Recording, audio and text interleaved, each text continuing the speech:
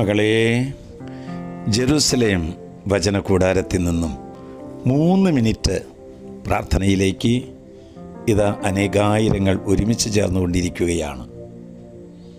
നമ്മളുടെ നല്ല മനസ്സിനെ കർത്താവ് അനുഗ്രഹിക്കട്ടെ.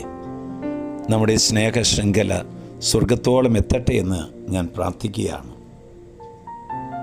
ഒരു കാര്യം വളരെ വ്യക്തമാക്കുകയാണ്. നമ്മുടെ ഹൃദയത്തിൽ ഇന്ന് നിലനിൽക്കുന്ന വ്യക്തികൾ വിനീതരായിരിക്കുന്ന വ്യക്തികളാണ്.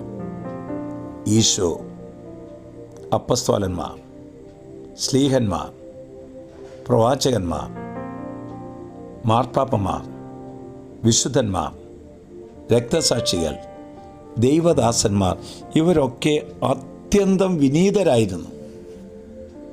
ഇതാ കർത്താവ് ഒരു വചനം തരികയാണ്. പ്രഭാഷകൻ്റെ പുസ്തകം 3-ാം അധ്യായം 18-19 വാക്യങ്ങൾ. നീ എത്ര ഉന്നതനാണോ അത്രമാത്രം വിനീതനാകുക, അപ്പോൾ ദൈവത്തിൻ്റെ കൃപയ്ക്ക് നീ പാത്രമാകും. മകളെ, ദൈവത്തിൻ്റെ കൃപയൊഴുകാൻ വചനം നമ്മെ പഠിപ്പിച്ചു തരുന്നത് വിനീതരാകുക എന്നുള്ളതാണ്. വിനീതമായ ഭാവം ദൈവവും മനുഷ്യനും കൊതിക്കുന്ന സ്വഭാവമാണ്. നമ്മൾ പറയാറില്ലേ, അഹങ്കാരികളെ ദൈവം ചിതറിക്കും, വിനീതരെ അവിടുന്ന് ഉയർത്തും. പരിശുദ്ധ അമ്മയുടെ വാക്കുകൾ വളരെ ശ്രദ്ധേയമാണ്. ഇതാ കർത്താവിൻ്റെ ദാസി, നിന്റെ വചനം പോലെ എന്നിൽ നിറവേറട്ടെ എന്ന് പറഞ്ഞാൽ സഭാചരിത്രത്തിലും ലോകചരിത്രത്തിലുമൊക്കെ വലിയവരായി തീരുന്നതിൻ്റെ ലക്ഷണങ്ങളിൽ ഒന്നാണ് വിനീതമായ ഭാവം. എവിടെ വിനയമുണ്ടോ അവിടെ വിശുദ്ധിയുണ്ട്. എവിടെ വിനയമുണ്ടോ അവിടെ വിജയമുണ്ട്. പരിശുദ്ധ അമ്മ നമ്മോട് പറയുന്ന ഒരു മനോഹരമായിരിക്കുന്ന വാക്യമുണ്ട്. നിന്നെ ആകുലപ്പെടുത്തുന്ന ഏറ്റവും ചെറിയ കാര്യങ്ങളിൽ പോലും എൻ്റെ പരിപാലനയുടെ വഴി വിട്ടു പോകാൻ ഞാൻ അനുവദിക്കയില്ല. എന്തുകൊണ്ടാണ് പ്രകാരം പറയുന്നത്? യേശുവിനോട് ചേർന്ന് നിൽക്കുന്നവളാണ് പരിശുദ്ധ കന്യാമറിയം.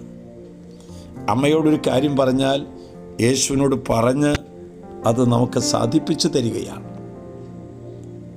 വിനീതരുടെ സ്വഭാവം ഞാൻ കണ്ടിട്ടുണ്ട്. പറയട്ടെ, ലഭിക്കാതെ പോയതിനെ ഓർത്ത് ഒരിക്കലും അവർ പരാതി പറയാറില്ല.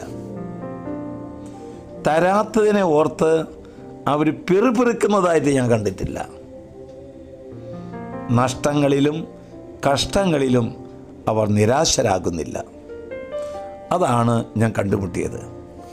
വിനയം സ്വന്തമാക്കുന്നവർ ഭാഗ്യവാന്മാർ. അഹങ്കാരികളെ ദൈവം ചിതറിക്കുന്നു എന്നുള്ളത് മനസ്സിൽ ഓർത്തു വയ്ക്കുക. വിനീതരുടെ സമ്പത്തും ഓഹരിയും യേശുവാണെന്ന് അവർക്ക് നന്നായിട്ടറിയാം. ഇപ്പോൾ ഈ വചനം കേട്ടുകൊണ്ടിരിക്കുന്ന നിങ്ങളെല്ലാവരെയും ദൈവത്തിൻ്റെ കരുണ വന്ന് നിറയട്ടെ, കൃപ വന്ന് നിറയട്ടെ എന്ന് പ്രാർത്ഥിക്കുകയാണ്. ആശ്വാസപ്രദമായ രാത്രി, പ്രതീക്ഷാ നിർഭരമായ പ്രഭാതം, സൽപ്രവർത്തികൾ നിറഞ്ഞ ദിവസം നൽകി നമ്മെ അനുഗ്രഹിക്കട്ടെ. നമ്മുടെ കർത്താവ് യേശു മിശിഹായുടെ കൃപയും പിതാവായ ദൈവത്തിൻ്റെ സ്നേഹവും പരിശുദ്ധാത്മാവിൻ്റെ സഹവാസവും നാം എല്ലാവരോടും കൂടി ഉണ്ടാകട്ടെ, ഇപ്പോഴും എപ്പോഴും എന്നേക്കും.